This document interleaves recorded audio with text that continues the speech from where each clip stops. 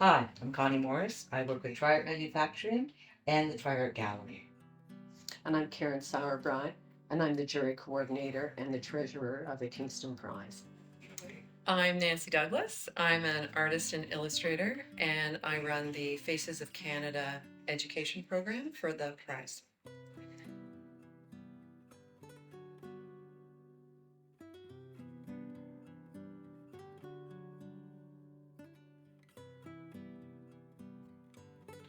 I'd like to thank you both for coming. We're going to do a video because I think a lot of people don't actually understand the scope of the Kingston Prize. Mm. And as such, this is the first time that the Triart Gallery is partaking in sort of a subshoot of it. So we're going to start with Karen. And if you could tell us specifically what your role and how you got involved with the Kingston Prize and perhaps why you got involved with the Kingston Prize. Mm, well, like many things, you get involved because a friend asks you. Yeah. And so in 2005, Lorraine Pierce Hall was the artistic director, and she called me up and said, Karen, what are you doing? And I said, oh, yeah, I might be interested. And here I am, how many years later? So still pretty Wow. active in the prize. It's been a great experience. I got involved because I met Karen and Julian through a workshop that I did at the Agnes Etherington. So they were in a series of workshops called Drawing from Art. And after I met them and we became friendly and they found out that I did workshops, I was asked to come on board and write a series of curriculums for the education program. Okay, so before we delve into that and what you do, because I wouldn't have thought of this having that component, so it is fascinating, let's do a bit of the history of the Kingston Prize. Because a lot of people think it's a Kingston Prize, but that's a very narrow description of it. So tell us a bit about its inception, maybe historically, and then its inception in Kingston area. In the Kingston area, it was started by Julian Brown and Karen Brown. And Julian is a retired prof from Queen's. He was in the chemistry department. But Julian grew up in Australia, where they have the um, Archibald Award. And the Archibald Award is a portrait prize that's been going on since 1921. So Julian, when he retired, thought, I need something to do. And he decided that Canada needed a similar A small feat. yeah, so he began, and it's come a long way since 2005 when the first exhibit happened. So we hope to keep it going. Hope that it'll continue. That's the general history of the And prize. when you hear portrait, I have a very narrow definition of what a portrait is. And I guess how would you describe this prize and this exhibition? What is it? Well, people enter from across Canada for the Kingston Prize. You have to be a Canadian citizen, and the painting has to be of a Canadian citizen. Okay. Okay, and it has to be either painted or painting or drawing. We have not gone into sculpture at this point or other media. And I think I knew briefly a little bit, I did a little bit of research, and it talked about how in the beginning it had to be from a live person, was it? It couldn't be a photograph? Yes, you have to meet with the person that Okay, you're painting. that's okay. There is a requirement to meet with the person that you're painting, and then you can take photos and work from those photos. Okay. Okay.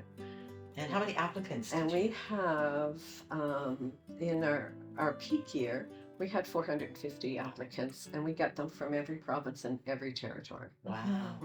So it's really kind of Yes, exciting. it is. Yes. So it's called the Kingston Prize, but your participants, as we mentioned, are from all over the country.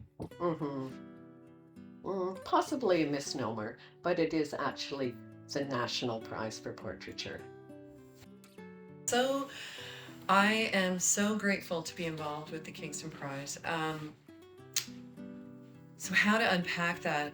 From the very start, I proposed to Karen and Julian in 2017 that instead of just having one workshop at the theater where the gallery where the show was, I was thinking that if I was a classroom teacher, wouldn't it be great if I had a few beginning workshops that I could do like the classroom teacher can do themselves. Right. And really anybody could do the lesson plans. And the lesson plans are actually available on the website.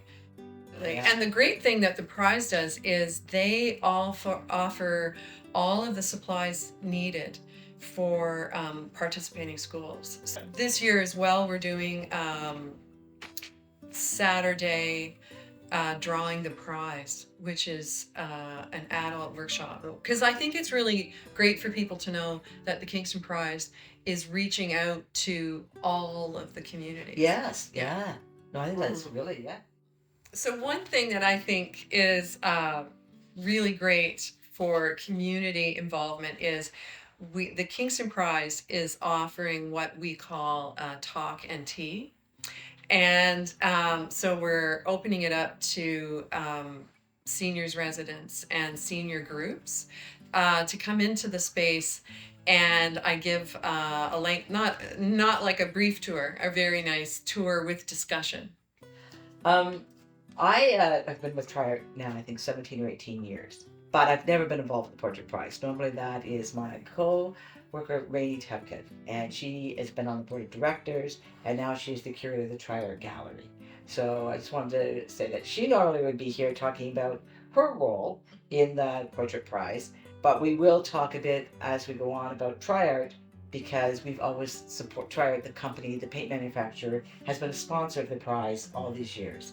And that has been on different levels. A lot of it had to do around with the printing and the design work of what is needed to actually get the posters out, the postcards, the invites, etc. But now we've gone one step further this year. With the incarnation of the Triart Gallery, we're actually doing something parallel.